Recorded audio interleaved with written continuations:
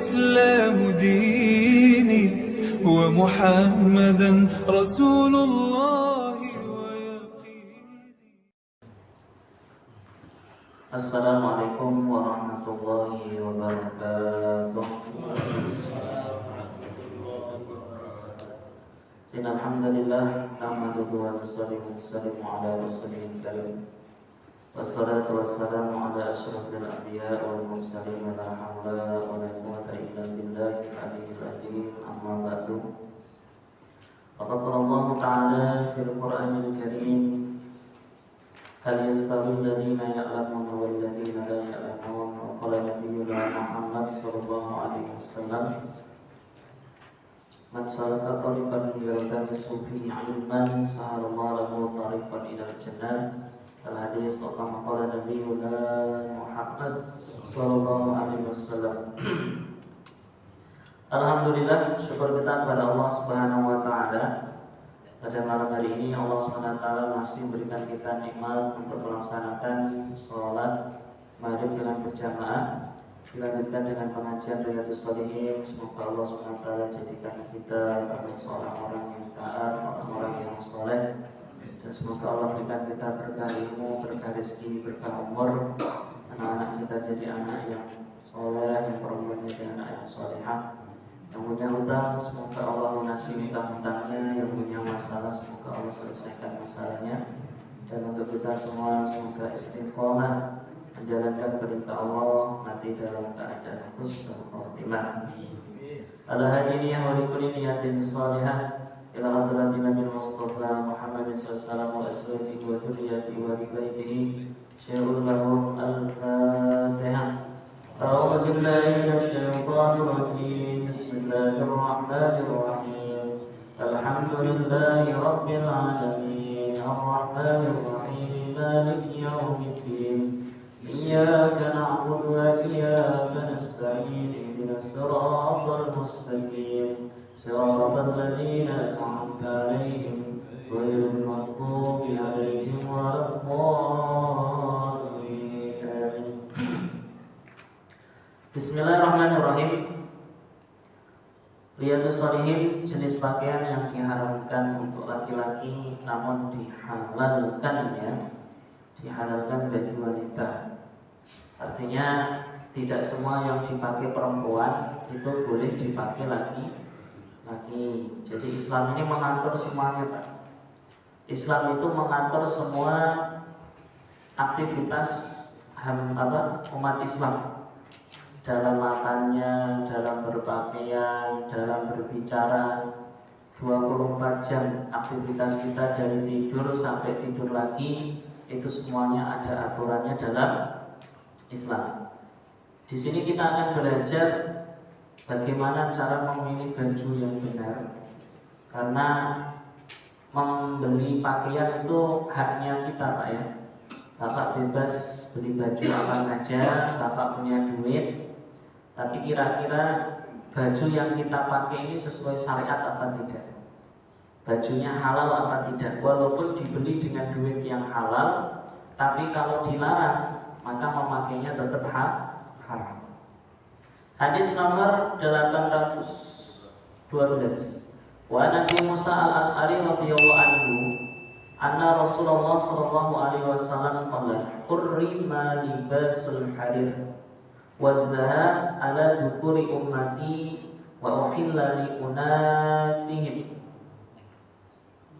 Rawahu Tirmidzi wa qala hadisun hasanun sahih. Dari Abi Musa al-Ash'ari radhiyallahu anhu, sesungguhnya Rasulullah SAW bersabda, diharamkan memakai pakaian sutra dan emas. Ya, diharamkan memakai pakaian sutra dan emas, apapun jenisnya. Bapak bikin emasnya jadi cincin, haram. Pakaian sutra, ya, mau jadiin kaos, mau jadiin daleman, celana, jadiin alas, nah ini semuanya haram. Haram tadi bagi laki-laki dari kalangan umatku. Jadi untuk umatnya Nabi Muhammad memakai sutra dan emas itu hukumnya haram. Haram bagi laki-laki. Ini tidak boleh diganggu-gugat, Pak. Udah haram-haram aja. Tapi nanti ada dalam kondisi darurat yang dibawa, Bapak boleh memakai sutra kalau kondisinya apa? Darurat.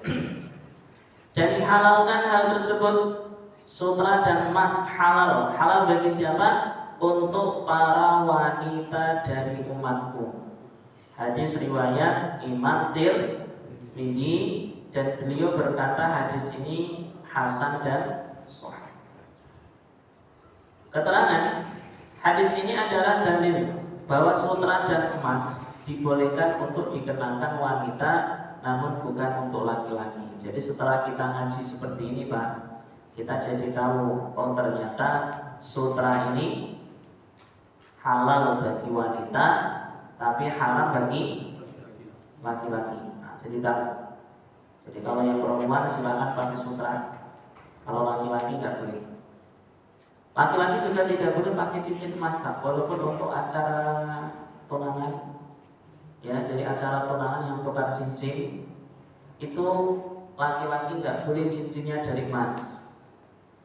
Maka silakan ya laki-lakinya pakai cincin selain emas. Jadi kalau emas nggak boleh. Kalau kuningan Ustaz, nah kalau kuningan nggak apa-apa. Ya nggak boleh apa? Emas, ya. Hukumnya haram bagi laki-laki memakai emas dan sutra. Hadis nomor 813.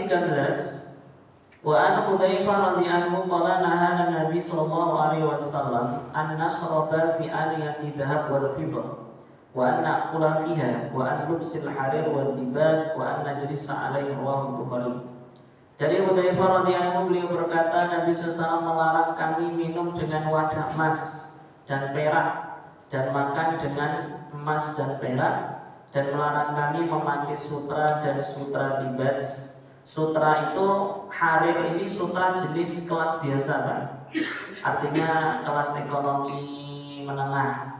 Tapi kalau sutranya sudah sutra dibaj itu lebih halus lagi itu. Artinya kayak Bapak beli baju kan ada kelas-kelasnya ya. Ya, kainnya kan ada kain yang mahal, ada kain yang murah. Nah, ini sutra ada dua, ada harir sama dibaj. Dua-duanya sama-sama sutra, tapi kelasnya berbeda. Yang jelas semuanya sutra itu haram. Dan melarang kami untuk duduk di atas sutra. Hadis riwayat Imam Bukhari. Keterangan dalam hadis disampaikan makan dan minum menggunakan wadah emas dan perak adalah haram. Jelas. Bapak makan pakai gelas emas haram, pakai sendok emas haram, pakai piring emas haram, meja makan dari emas haram, duduk dengan kursi emas haram. Pokoknya semua penggunaan, Pak. Jadi bukan hanya sekedar alat makan. Laki-laki menggunakan emas sebagai alat untuk aktivitas itu gak boleh. Contoh dipakai buat minum, buat makan, ranjangnya dari emas gak boleh, gayungnya pakai gayung emas gak boleh. Itu hanya laki-laki saja. Kalau perempuan, yang namanya perempuan boleh, Pak, pakai emas. Ya, pakai gigi emas juga gak boleh laki-laki. Ya, pakai gigi dari emas gak boleh. Karena itu laki-laki, ya. Pakai kalung dari emas gak boleh juga, pakai gesper emas juga gak boleh, ya. Ya, pokoknya gak boleh, ya. Jadi haram. Kalau haram dosa, berdosa. Dan haram juga penggunaan selain makan dan minum, tadi saya sampaikan. Dan diharamkan untuk duduk beralaskan sutra. Bahkan andaikan masjidnya kaya raya, punya duit banyak, karpetnya dari emas juga apa dari sutra nggak boleh. Sutra itu halus, Pak. Nah, ini sutra yang bagaimana yang nggak boleh? Memang benar-benar sutra asli, Pak, bukan sutra imitasi. Nanti ada di dalam catatan nanti di bawah. Setelah kita belajar ini, ada bab boleh memakai sutra ini. Bab jawaz lubsil harir liman bihi hikah. Dibolehkan memakai kain sutra bagi siapa saja yang mempunyai gatal-gatal, masalah gatal pada kulit. Jadi pernah saya sampaikan, ternyata kain sutra itu kalau dipakai itu bisa menyembuhkan penyakit koreng. Jadi yang panuan, gatal-gatal, biang keringat, betol-betol, itu pakai sutra itu cepat sembuh, Pak. Tapi sutranya sutra asli ya. Dan itu pemakaiannya kalau untuk berobat nggak apa-apa. Jadi badannya gatal-gatal, banyak korengnya, ya, alergi kulitnya alergi, gatal-gatal, pakai sutra untuk penyembuh boleh. Ada hadisnya ini. Hadis nomor 814. An Anas radhiyallahu qala rakhasa Rasulullah li Zubair wa Abdurrahman bin Auf radhiyallahu fi lubsil harir li hikkatin bihi ma muttafaqun alaih. Dari Anas radhiyallahu beliau berkata Rasulullah SAW memberikan rukhsah. Rukhsah itu keringanan, Pak. Bahasanya itu awalnya haram jadi tidak haram. Saya tanya ke Bapak semuanya coba. Babi itu haram enggak, Pak? Nah, tapi kalau darurat halal. Loh, babi saja yang haram, Pak. Kalau darurat jadi halal, tapi itu sekedarnya. Hanya sekedar untuk menyambung nyawa. Jadi bukan mentang-mentang halal langsung ngambil sebaskom, enggak. Ya. Makan bangkai haram, tapi kalau kondisi darurat makan bangkai boleh. Dan bangkai yang dimaksud ini bukan bangkai busuk, bukan, Pak.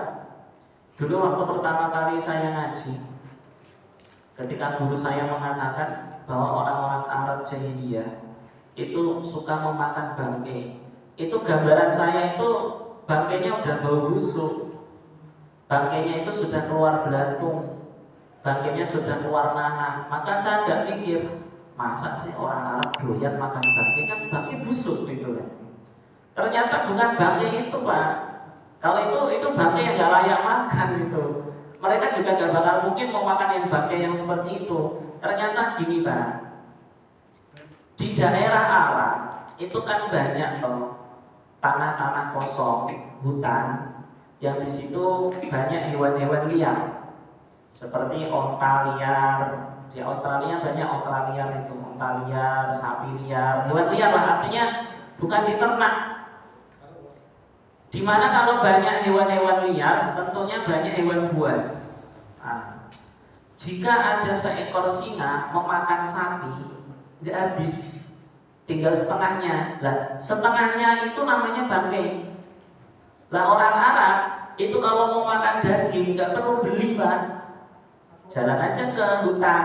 Nah, ngapain kamu? Nyari potongan sapi. Nah, ketemu potongan sapi bekas dimakan macan. Itu yang mereka makan, artinya sapinya masih seger, sapinya masih bagus, bukan sapinya membusuk, bukan. Cuma karena dimakan singa, tidak melalui proses penyembelihan, statusnya tetap bangkai. Itu loh, Pak. Itu haram dimakan. Sama seperti ada sapi ketabrak kereta. Mati kan sapinya, berceceran dagingnya. Lumayan ini kita ngesot, ya nggak boleh. Ya, itu sapi sudah ditabrak kereta, Pak. Itu statusnya bangkai itu. Kalau seandainya masinisnya baca Bismillah, Ustaz, itu nggak boleh. Dulu kocak kita ada teman saya itu lucu. Kalau ada sapi ditabrak kereta, terus masinisnya baca Bismillah, halal ya Ustaz? Halal nggak, Pak? Hah? Halal apa enggak? Ya tetap haram kok, Pak. Ya tetap haram gitu. Kan nggak berburu ini. Ini bukan berburu, sapi nyebrang, ditabrak kereta, otomatis berserakan kan dagingnya itu. Itu kan masih seger itu. Nah itu yang dimakan sama orang-orang Arab jahiliyah. Makan bangkai haram, tapi kalau darurat boleh, hanya sekedarnya. Dan di sini Nabi sampaikan ada keringanan ini. Sebenarnya sutra ini haram bagi laki-laki, tapi Nabi pernah memberikan rukhsah kepada Zubair sama Abdurrahman bin Auf. Kenapa Zubair dan Abdurrahman bin Auf boleh memakai sutra? Katanya haram, Ustaz. Oh, ini ada alasannya, Pak. Karena gatal-gatal pada kulit yang mereka berdua alami. Jadi namanya kulit orang kan beda-beda. Ada orang yang kalau pakai kaos gatal-gatal, tapi kalau pakai baju jas enggak, gitu loh Pak. Ada yang memakai kemeja kulitnya enggak nyaman, tapi kalau pakai kaos enggak. Kan kulit orang kan beda-beda, ya.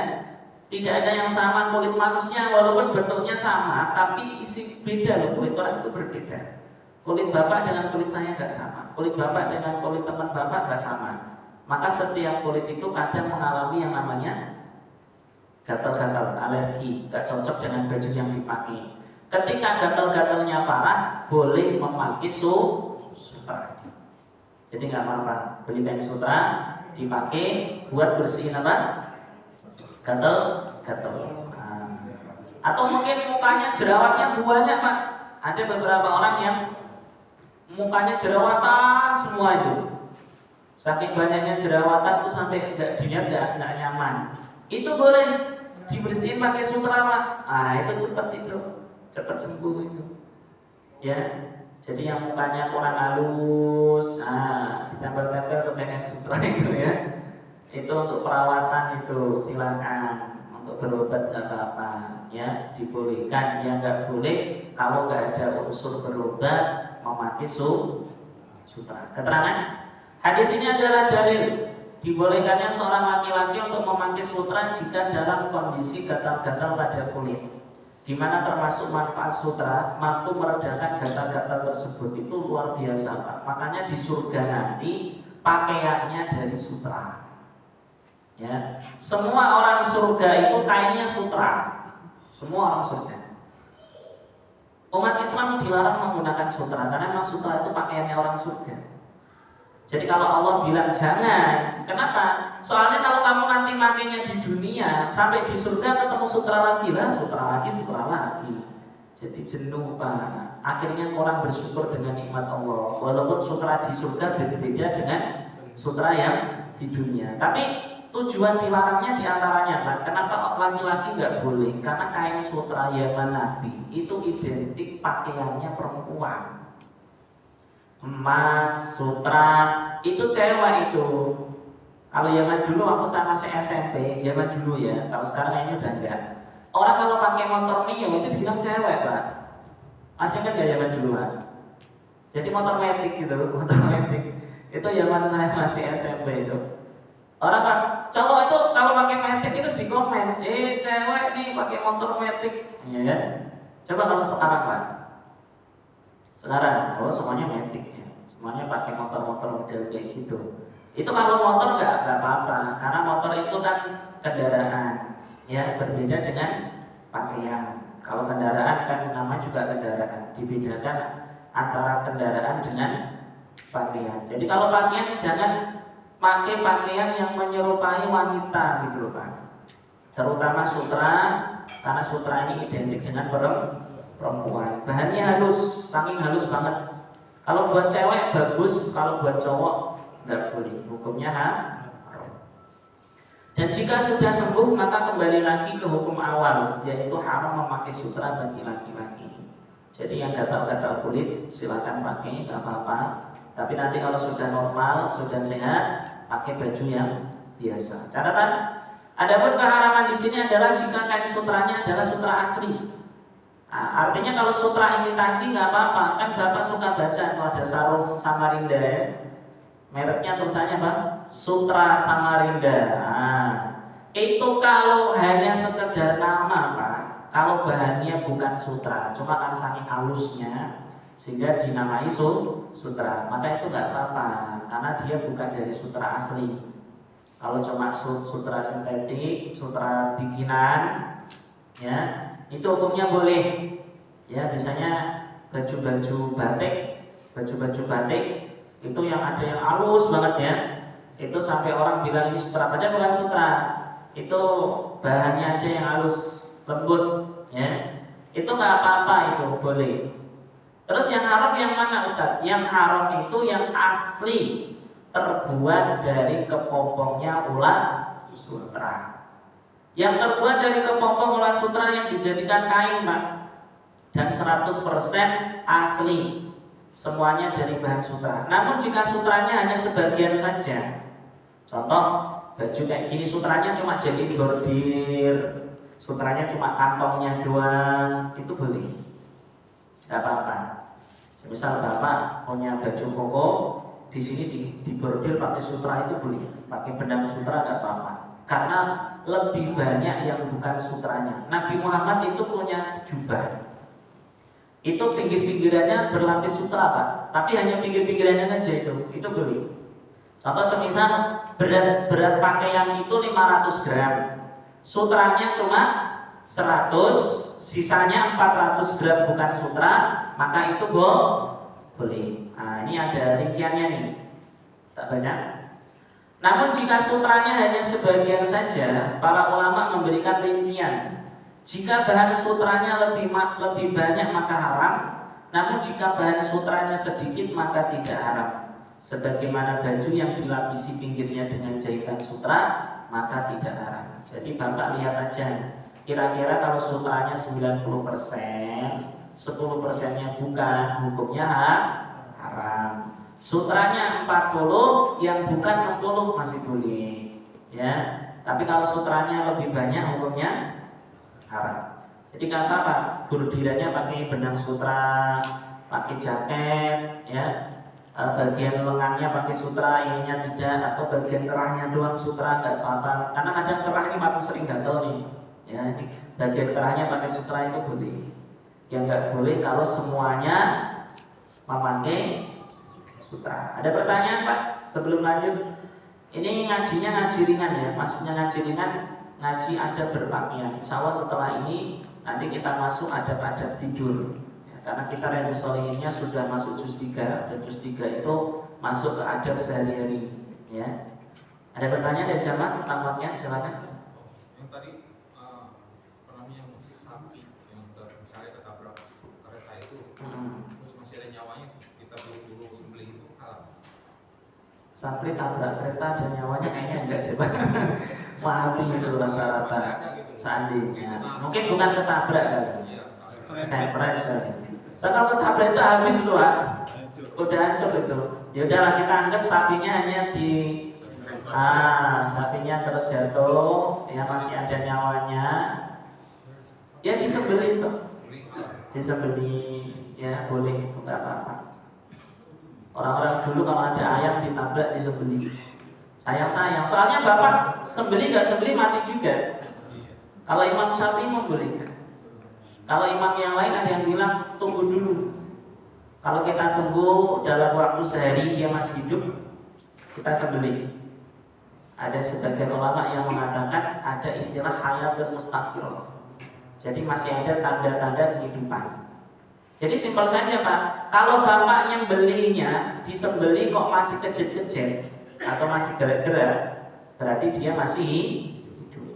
Tapi ketika ditabrak kereta, pas disembelih antem, udah mati itu. Ya udah mati berarti jadinya haram.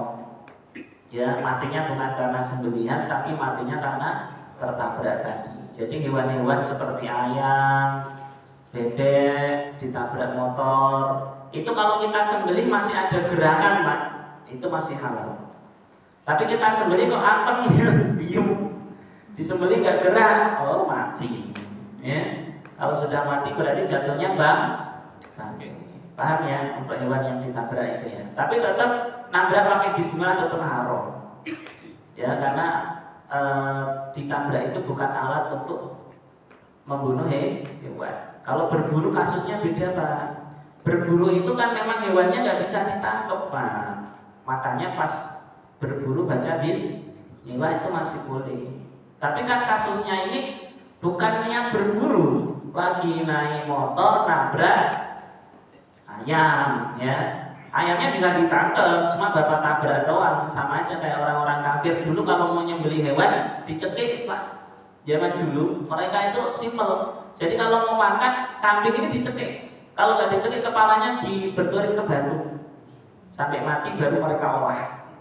Maka begitu datang datang agama Islam, Nabi menganjurkan potonglah hewan dengan benar, dengan ihsan, maknanya dengan bagus, disembelih dari leher. Itu kalau nggak ada agama Islam, makan ayam ya cuma dibanting-banting ayamnya, habis itu direbus gitu. Itu kan pernah ada yang kirim video itu di pemotongan ayam. Jadi ayamnya dibanting-banting ini masukin ke ayam dibanting kayak gini, tidak disembelih Pak. Habis selesai itu baru dipotong lehernya. Hati-hati juga sih sebenarnya. Mungkin dia kejar target kali ya, kalau potong kelamaan, dia langsung dimasukin ke tempat mendidih biar mati. Itu statusnya tetap bangkai. Kalau kita nggak tahu nggak apa-apa, makanya halal nggak tahu kan. Tapi bagi yang tahu tetap haram, karena itu tidak melalui proses penyembelihan. Boleh lanjut ya. Babun nahi an iftirasi juludin namur warrokok aliyah. Larangan duduk beralaskan kulit macan tutul dan duduk di atasnya. Dulu waktu saya masih sekolah itu kayaknya keren itu punya jaket macan tutul itu keren gitu loh Pak. Dari kulit macan itu kan mahal Pak kulit macan itu. Ya. Kalau sekarang kan rata-rata pakai kulit buaya. Pakai kulit buaya. Ada yang pakai kulit ular. Sama. Kulit macan tutul, kulit ular, kulit buaya itu nggak boleh dipakai. Ya, alasannya kenapa Ustaz? Mewariskan sifatnya hewan buas. Jaket dari kulit ular, jadi ular nanti. Ya, jaketnya dari kulit buaya, jadi buaya betul nanti ya. Kalau buayanya orang Betawi kan bagus itu, buayanya setia itu ya. Kalau buayanya rawa kan repot ya. Sama Pak, semua pemakaian ini loh. Larangan duduk beralaskan kulit macan tutul dan duduk di atasnya bawa tasnya kan ini rangsel ya. Tapi kalau nggak dipakai sih gimana Pak? Kalau dijadiin keset nggak apa-apa sih. Jadi keset ya itu boleh. Tapi kalau dipakai buat job dari kulit buaya atau kursi kayak gini dari kulit macan sama saja, nggak boleh haram. Anu Awiyah radhiyallahu qala Rasulullah la tarkabul khas walan nimat. Dari Muawiyah beliau berkata Rasul bersabda, janganlah kalian menduduki kain sutra dan jangan pula duduk di atas kulit macan tutul. Ini hanya macan doang Ustaz. Kalau buaya boleh kali waduh. Itu namanya disebut dengan hukum apa kias. Kiasnya ini bukan macannya, tapi hewan buas itu loh Pak. Hewan buas, macan, singa. Loh kenapa yang disebut kok namur Ustaz? Hewan buas kan singa. Orang itu lebih seneng ngulitin namur Pak, karena namur itu kulitnya cantik, bercorak, bintik-bintik hitam itu loh. Macan tutul pernah lihat kan Pak? Nah, kalau singa kan polos Pak. Bermotif sama polos lebih bagus bermotif. Nah orang Arab itu punya kebiasaan kayak gitu, ngulitin singa, macan tutul namur namanya, namir Pak. Itu terus dijadiin baju, dijadiin jaket, dijadiin apa tempat untuk duduk naik otak kayak gitu. Kalau sekarang ya jok motor atau apa ini kursi di mobil. Orang kaya nih, iya nih, ini kulit buaya asli, nggak boleh. Makanya ngaji itu penting, itu betul Pak. Tidak semua yang boleh kita beli, tidak semua yang mampu kita beli boleh menurut syariat. Bapak bisa beli, tapi tak boleh. Ya, coba kalau bapak nggak ngaji, ya, joknya dari kulit buaya, jaketnya dari kulit singa, pecinya dari kulit macan. Orang repot ini. Wah, kayaknya keren sekali. Iya nih, saya ahli berburu di hutan Amazon, ya. Tapi nggak pernah ngaji jadi kayak gitu. Jadi alhamdulillah dengan ngaji kita jadi tahu ternyata memakai kulit-kulit hewan buas itu nggak boleh. Alasannya pasti ada dong. Nanti kita baca. Wa Nabi Malih an Abi radhiyallahu anhu Rasulullah naha an juludi sibai, lebih jelas lagi. Dari Abi Malih dari ayahnya radhiyallahu anhu sesungguhnya Rasulullah melarang dari menggunakan kulit hewan buas. Buaya termasuk hewan buas bukan Pak? Ular, apa lagi? Beruang, apa lagi Pak? Serigala. Pokoknya hewan-hewan buas ya. Kalau nggak buas berarti sapi. Berarti kulit sapi boleh. Kulit sapi boleh. Kulit kambing? Kulit otak boleh. Kan banyak kulit-kulit yang boleh sebenarnya Pak. Orang Arab biasanya pakai kulit kambing. Ya kulit kambing untuk jadi baju. Ya. Jadi ketika Allah melarang sesuatu, pasti Allah memberikan opsi yang lain. Contoh bapak nggak boleh makan babi, tapi kan boleh makan onta, boleh makan sapi, boleh makan kambing, ya, boleh makan ayam. Jadi barang halal itu banyak. Makanya saya paling nggak senang kalau ada orang bilang nyari yang haram aja susah, apalagi yang halal. Ini kalimatnya nggak bener itu. Yang halal banyak, gitu loh Mak. Cuma kamu nggak tahu, kamu senangnya barang haram. Coba yang haram itu kan khomer haram, sepakat ya. Coba yang halal selain khomer Pak. Yang halal dawet, apa lagi? Bajigur. Coba sebutin yang halal. Kira-kira Bapak bisa menyebutkan berapa minuman kira-kira? Banyak kan? Ternyata banyak yang halal daripada yang haram. Jadi kalau ada orang bilang, Ustaz, yang haram aja apa? Yang haram aja susah, apalagi? Enggak benar ini kalimatnya. Ini perlu direvisi itu. Barang halal itu banyak banget yang halal. Ya. Kalau ada orang bilang yang haram aja susah, berarti memang dia nggak mau nyari yang halal, Pak. Memang pengennya haram. Ya, coba kamu nyari yang halal, banyak yang halal. Ya ini sama. Masa nggak boleh? Ya kulit kan banyak. Kulit selain hewan buas kan banyak. Oh, ya hewan buas nggak kulit. Ya, masih banyak hewan-hewan yang lain. Tak baca lagi. Hadis riwayat Abu Dawud dan Tirmidzi dengan sanad yang sahih. Dalam riwayat Imam Tirmidzi disampaikan Nabi melarang menggunakan kulit hewan buas sebagai alas duduk. Ya, dipakai jadi jaket, alas duduk, jadi peci, jadi tas, jadi apa, jangan hewan buas. Keterangan.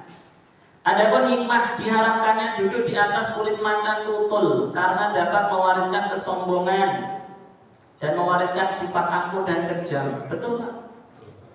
Pakaian itu ngaruh loh Pak. Orang kalau senang pakai baju muslim, insya Allah jadi muslim yang baik.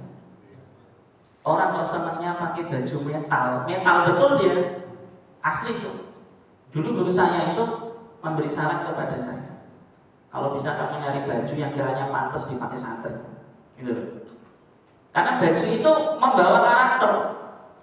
Ya, Bapak kalau senang pakai baju gamis, insya Allah karakternya seperti orang-orang yang bergamis itu, orang-orang taat.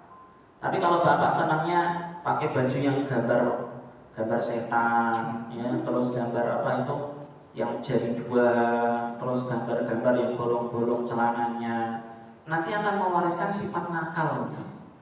Karena baju itu bisa mewariskan karakter seseorang. Sehingga kenapa sih orang-orang kalau kita ke masjid pakai baju kok kayaknya adem gitu loh. Giliran kita ke kantor pakai baju kaos kok kayaknya marah-marah gitu loh. Nah ini kadang baju itu bisa membawa karakter Pak. Makanya Islam memberikan pakaian yang paling pas buat kita. Carilah baju yang membawa Bapak ke arah menjadi orang yang lebih baik. Ya, kalau perempuan pakai baju yang menutupi aurat, insya Allah nanti akan bisa diarahkan lebih mudah. Jadi baju itu harus milih-milih ya. Sebagaimana sifat macan tutul tersebut, macan tutul itu punya sifat sombong, angkuh, kejam, yang ganas dan menjadi hewan buas. Ya, kalau senang pakai jaket dari kulit buaya jadi buaya. Sifat buaya, buasnya apa Ustaz? Ya, Bapak bisa lihat sendiri lah. Buasnya buaya seperti apa? Buasnya ular itu seperti apa? Ya. Ada pertanyaan sebelum lanjut dari jamaah? Ustaz, tadi yang saya menyinggung emas Ustaz. Itu kalau dibikin lotion untuk apa? Kosmetik ya, misalnya untuk apa? Obat. Segala iya, itu gimana Ustaz? Saya belum tahu kalau ini saya. Penggunaan emas untuk obat ya. Insya Allah nanti kita jawab di lain waktu. Yang lain? Itu keren banget ya emas jadi make up ya. Artis-artis biasanya. Kalau orang-orang kita ini bukan kelasnya. Orang kelas kita ini emasnya itu disimpan di lemari yo. Ya masa jadi lulur ya. Ya udah itu kelasnya orang yang elit. Insya Allah nanti kita jawab di pertemuan berikutnya. Ya. Ada lagi yang lain Pak? Tidak ada, cukup, boleh, tak lanjut nih. Bab doa yang diucapkan ketika memakai pakaian baru dan sendal baru dan semisalnya.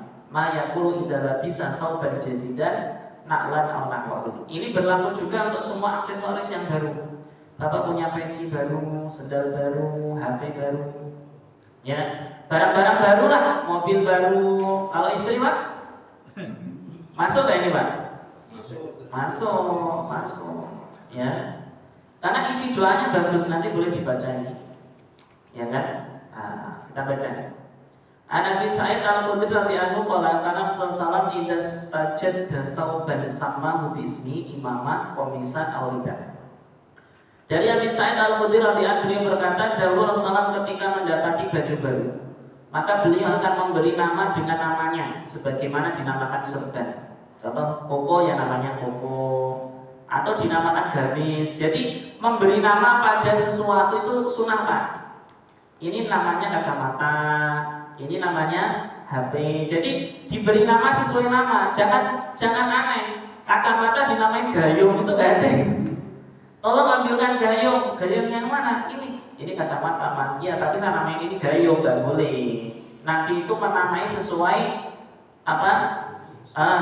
Itu contoh kalau baju ya dinamain baju.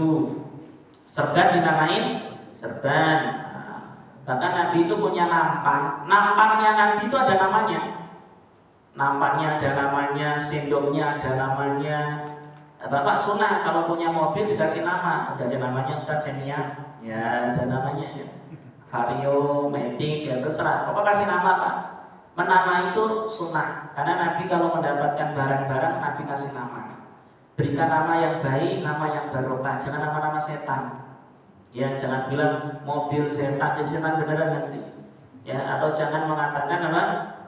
Mobil pembawa petaka, jangan gitu. Memberi nama yang bagus. Terus beliau membaca doa ini, boleh bareng-bareng ya. Allahumma lakal hamdu anta kasautanihi as'aluka khairahu wa khairama suni'alahu wa a'udhu bika min syarrihi wa syarri ma suni'alahu. Boleh ini yang enggak ada kertas tak kirim ke grup apa itu? Musola. Ya biar bisa minimal doanya ini di screenshot Pak. Habis di screenshot Bapak pakai, kalau Bapak punya Pak punya yang baru, supaya yang baru itu membawa berkah. Ini sudah tak kirim di grup Jamaah Muhajirin, silakan dibuka di hatinya. Nanti Bapak boleh baca apa? Doa yang ini. Artinya ya Allah, hanya milikmu lah segala pujian. Allahumma lakal hamdu. Anta kasautanihi, engkaulah yang memberi pakaian ini kepadaku. Walaupun Bapak beli pakai duit Bapak, hakikatnya Allah yang ngasih loh Pak. Enggak Ustaz, pakai duit saya. Kamu dapat duit dari mana? Dari tangan saya sendiri. Tangan yang ngasih siapa? Allah. Terus kamu dapat duit dari mana? Dari pikiran saya Ustaz, saya cerdas, saya profesor. Otakmu yang ngasih siapa? Allah. Artinya semua yang hari ini kita punya mobil, kita punya ini, punya itu, hakikatnya itu dari Allah Pak. Kalau Allah nggak kasih Bapak tangan, Allah nggak kasih Bapak kaki, Allah nggak kasih Bapak akal, Bapak nggak bisa kerja.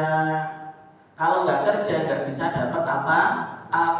Maka semua yang hari ini kita dapat, yakin itu semua pemberian Allah. Makanya kalimatnya seperti ini, engkaulah yang memberi pakaian ini kepadaku. Aku mohon kepadamu agar memperoleh kebaikan dari pakaian ini dan kebaikan yang ia diciptakan karenanya. Aku berlindung kepadamu dari kejahatannya dan kejahatan yang diciptakan karenanya. Emang pakaian bisa jahat Ustaz? Bisa. Gara-gara pakai baju jadi sombong.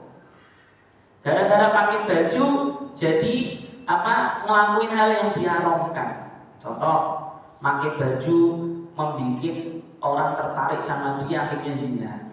Bajunya dipakai zina, bajunya dipakai godain istri orang. ya.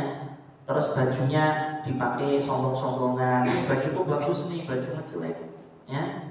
Ternyata baju ini bisa membawa keburukan juga, Pak. Ya, mentang-mentang bajunya bagus, akhirnya nggak mau deket sama yang bajunya jelek. Berarti bajunya bukan membawa kebaikan, tapi membawa keburukan. Maka penting kita doa ini. Bapak punya motor juga doa. Habis beli motor doa Allahumma lakal hamdu anta, ya. Ya Allah, Engkau yang memberikan motor ini. Ya Allah, aku minta kebaikan dari motor ini. Ya, lindungi aku dari kejelekan motor ini. Kalau punya mobil juga doanya sama. Ya, bedanya kalau motor ya kalimatnya anta kasautani itu diganti dengan anta rokib bani. Ya, Engkau yang memberikan saya kendaraan. Mau pakai bahasa Indonesia juga boleh, silakan. Riwayat Imam Abu Dawud dan Imam Tirmidzi, dan beliau berkata hadis ini adalah hasan dan sahih. Bab disunahkannya memulai dengan yang kanan ketika memakai pakaian, dan bab ini sungguh sudah berlalu keterangannya, sudah lewat, tapi memang urutannya seperti ini. Dan kami telah menyebutkan hadis-hadis sahih tentang masalah ini, di mana sudah dijelaskan dalam bab mendahulukan yang kanan dalam segala hal yang termasuk bab yang mulia. Dan karena ini maka jika seseorang memakai pakaian, maka dia memasukkan tangan kanannya terlebih dahulu di lengan kanan. Bapak kalau pakai kaos, bukan kepalanya dulu yang masuk, tangan kanannya dulu, tangan kiri baru masukin. Nah, gitu Pak.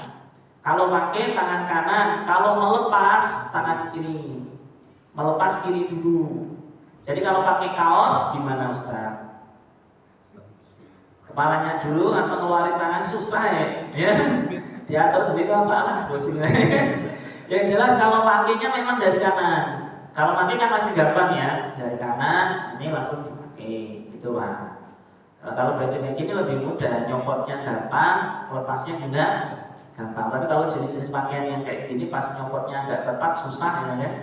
Bapak atur yang jelas disunahkan dari lengan kanan dulu ya. Sebelum memasukkannya ke lengan kiri. Dan dia memakai sendal kanan terlebih dahulu, baik memakai sepatu, sendal, celana sebelum masuk ke yang kiri. Jadi memakai baju pun adabnya dari kanan, ya. Memakai baju adabnya dari kanan. Punya baju baru, baca doa. Allahumma lakal hamdu anta kasautani, as'aluka khairahu wa khairu ma suni'a lahu wa a'udzubika min syarri wa syarri ma suni'a lahu. Ini Bapak baca kalau Bapak dapat barang yang baru, karena semoga hal-hal yang baru membawa kebaikan ya. Karena banyak orang gara-gara punya barang baru malah mendapat keburukan. Gara-gara punya motor baru, Ustaz sekarang dia jarang ngaji, main motor mau kerjanya. Sama anak kecil juga sama Pak. Dulu sebelum punya HP mahir ngaji, sebelum punya HP suka ngobrol sama bapak, dikasih HP dan nggak mau ngaji, nggak pernah ngobrol sama orang tua. Berarti HP ini buruk. Ketika ada satu barang baru yang merubah karakter seseorang menjadi buruk, berarti barang ini nggak bawa berkah ini.